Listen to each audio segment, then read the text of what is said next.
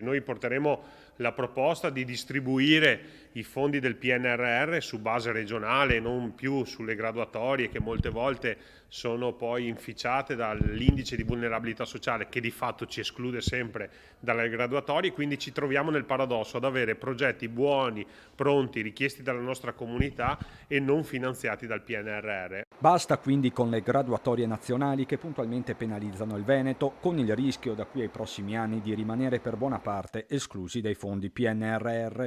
Questa è la richiesta che Mario Conte, in rappresentanza dei sindaci veneti, porterà all'Assemblea ANCI nazionale in programma a Bergamo, la prima dell'era Meloni, alla presenza del capo dello Stato Mattarella. Il governo cambia ma non i problemi dei municipi, alle prese con il piano di resilienza, soprattutto quelli più piccoli, finora presi letteralmente a schiaffoni. Un progetto di riqualificazione viaria, per esempio, era stato presentato da San Zenone e Riese. Ci siamo visti sì in una graduatoria molto lunga, ma non assegnati purtroppo sono andati in determinate regioni, compresa, non sto facendo differenze logicamente tra nord e sud, però ad esempio in Campania è andata una forte assegnazione di questi fondi. Comuni che già devono fare i conti con il caro bolletta e ora anche destinatari delle fatture che il GSE ha inviato per raccogliere gli extra profitti della vendita di energia rinnovabile, cifre da capogiro che penalizzano chi ha investito in fonti alternative. Il primo a suonare la gran cassa nella Marca era stato il sindaco di Fara di Soligo, che aggiorna l'elenco. Nelle situazioni del mio comune ce ne sono circa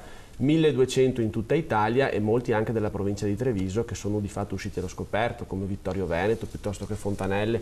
Mi ha scritto questa mattina anche il sindaco di Vazzola. Se ci sono stati dei comuni che sono stati particolarmente lungimiranti da installare i pannelli fotovoltaici prima degli altri, io credo che questi devono essere premiati e non tassati. E tra i fronti aperti c'è anche quello dei tributi comunali in vista della probabile rottamazione delle cartelle esattoriali sotto i 1.000 euro, spesso emanate proprio dai comuni, come ammesso a ringa dalla sottosegretaria di governo Sandra Savino. Su questo, dice Conte, servono misure compensative. Sono ben contento che non siano più in capo ai cittadini, però se ci sono delle mancate entrate per i comuni è giusto che lo Stato ristori.